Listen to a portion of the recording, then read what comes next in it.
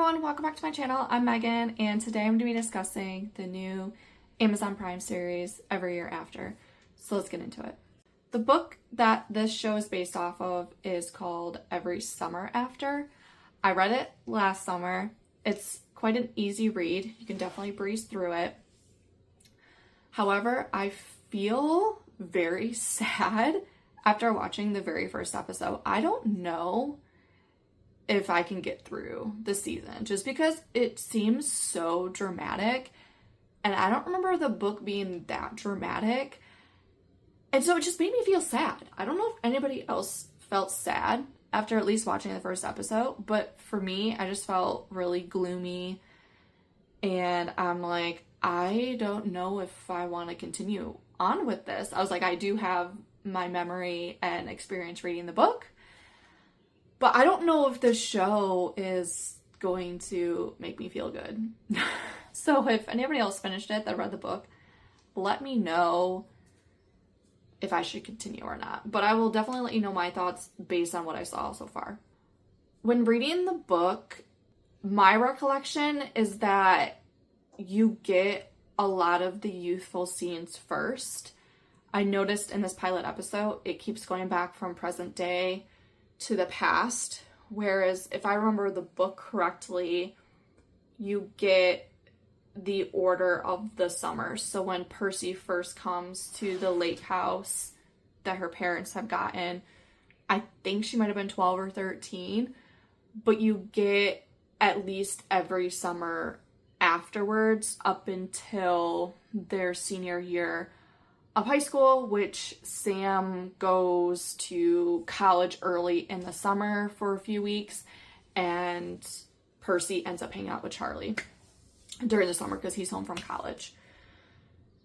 I wish they would have did that in this first episode so that we can establish why Percy and Sam are attracted to each other, because it starts off as a friendship that kind of blossoms into something, but like kind of not, to not give it too much away on why they haven't talked to each other in 10 years. That way that we could be more invested. I just didn't feel invested in the very first episode. Like, I don't know why they're into each other besides the friendship. And I wish if they would have focused maybe on the flashbacks first and then weasel their way into the present day. Because my recollection, I don't remember there being that much present day stuff in the book. Definitely towards the end, but I don't remember a lot of that part. Because a lot of the teenage stuff that happens in terms of like the party and the things that happen with Charlie and, you know, their parents' flashbacks, I feel like it's just so important that I feel like I wish a lot of that stuff went first. I feel like after the very first episode, what they could have did for this pilot episode was start off with either her driving up north or have, you know, well, you could do her driving up north and then flashing back to the very first time that she enters the town. And then, you know, we have 45 minutes of some nostalgia of the flashbacks. And then at the end of the first episode, the phone call that Charlie makes to Percy, which that scene was actually pretty accurate in this episode, that could have been the ending scene to then set up for the next episode.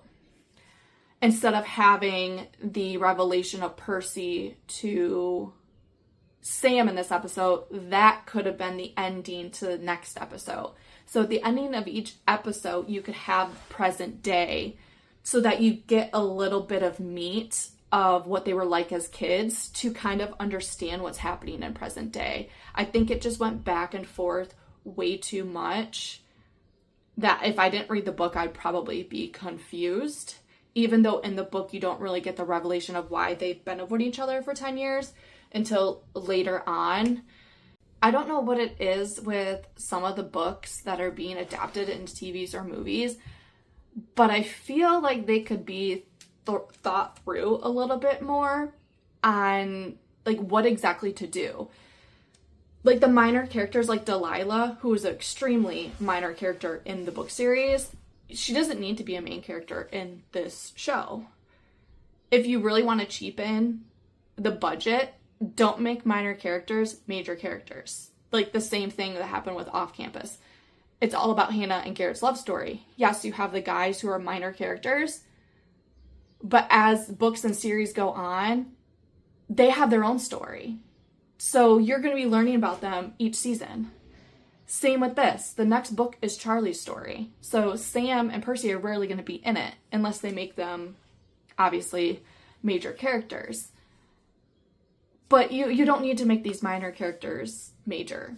Focus on the task at hand, which is the love story between the two main characters, and really make it believable by showing as much content as possible with them together so that the audience, us who've read the books, or just a random audience member who's never read the books, is invested in the story. Like, there's so much content in the book that you shouldn't have open spaces for these other characters that don't need to be present. Because that's kind of like disappointing. I saw someone online say, we can never have nice things, can we? When it comes to adaptions. And I just kind of chuckled because it's like, yeah, can we at least have one TV series or book, or I'm sorry, one TV series or movie be adapted accurately? It's just like, we just want one, you know, at least one, you know, and then you can see if it turns out good or bad. It just kind of sucks because it should be a feel-good show, and I just feel like it's so dramatic. And I feel like The Summer I Turned Pretty did a good job at making the location even just a place where you want to be in the summertime. I currently don't want to be in this world right now, whereas when I read the book, I was like, this sounds like a great world to be in. But maybe maybe it shows up more in the later episodes. But just from watching it, I just got really sad. I'm like, I don't even know if I want to like finish this series because it's just sad. I will say one thing. I do like the actors for Sam and Charlie. I definitely love Michael as Charlie. He has this presence on screen. I just wish they made Charlie a little bit more vivacious, and maybe they will down the line because he just has a great personality. I also like Matt as Sam just because Matt has like a softer spoken voice, which I think is good because Sam is very much like that. That's all my thoughts on Every Year After. Thank you for watching, and I'll see you next time.